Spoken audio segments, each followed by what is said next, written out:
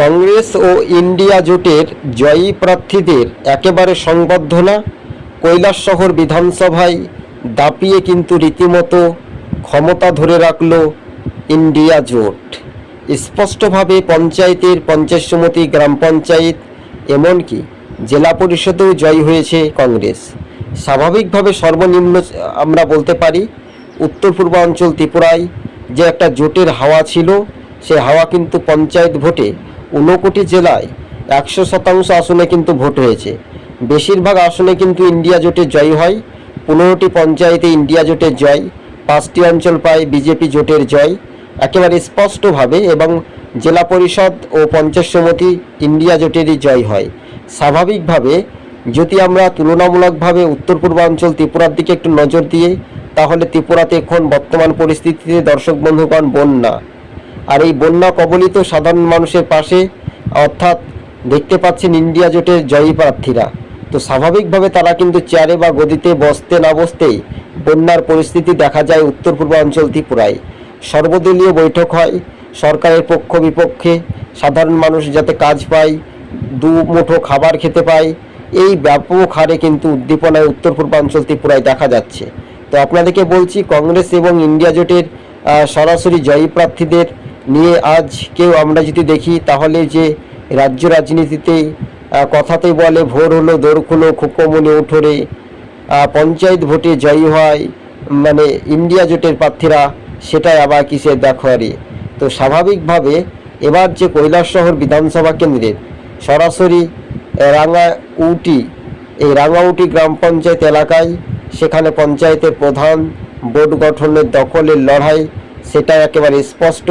তাই ইঞ্চিতে ইঞ্চিতে হিসেব অনুপাত আমরাও কিন্তু জানতে পারবো। দর্শক বন্ধুগণ, আপনারা নিয়মিত আমাদের কাছ থেকে যে দেখতে পাচ্ছেন যে ফুলমালা এমনকি সবুজ থেকে লাল আবির তারা কিন্তু উন্মোদনায় কিন্তু মেখে হইচই করে কিন্তু খেলছেন। তো স্বাভাবিকভাবে মানুষের রায় বা জনগণের যেটা গর্জন, সেটা কিন্তু একেবারে স্পষ্ট হচ্ছে।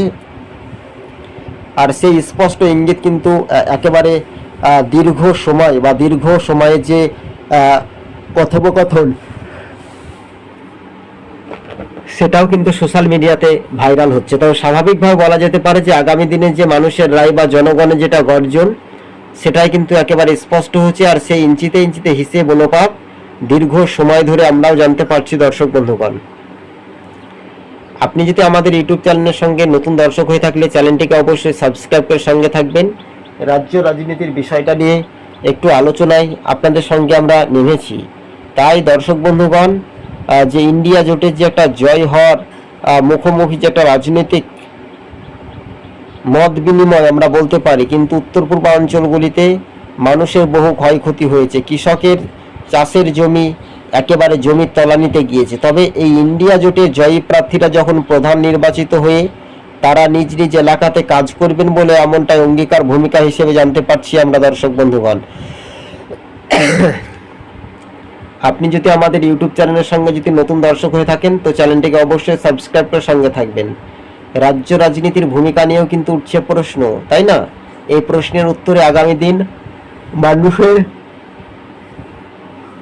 গ্রহণযোগ্য হিসেবে কতটা এফেক্ট বা কতটা ফ্যাক্টর হবে, সেই ব্যাপারটাও দ্রুত গতিবেগে এগিয়ে যাওয়ার যে সম্ভাবনা বেশি, সেটার উপরেও নির্ভরশীল অবশেষে জানতে পারছি আমরা। তবে হ্যাঁ, কথা দিয়ে কথা রাখতে পারবে কি, এটা একটা রাজনৈতিক মহল বা বিশেষজ্ঞদের একটা সমান সমালোচনার ঝড় কিন্তু উঠছে। কিন্তু ইন্ডিয়া জোটে জয়ী প্রার্থীরা শেষ পর্যন্ত কতটা আবদার নিতে পারবে শাসক বনাম বিরোধীদের কাছ থেকে, সেটাই শুধু সময়ের অপেক্ষা। তবে রাজ্য রাজনীতির ভূমিকা নিয়েও 53 কৈলাসহরে একেবারে প্রশ্নই জেগে উঠেছিল সাধারণ মানুষজন। তবে হ্যাঁ, অল্প দুঃখে মানুষের কষ্টে জীবন যাপন, তাই বন্যা কবলিত মানুষের পাশে থাকা, এটাই ইন্ডিয়া জোটের জয়ী প্রার্থীদের সংবর্ধনায় একেবারে উন্মাদনা আমরা জানতে পারছি।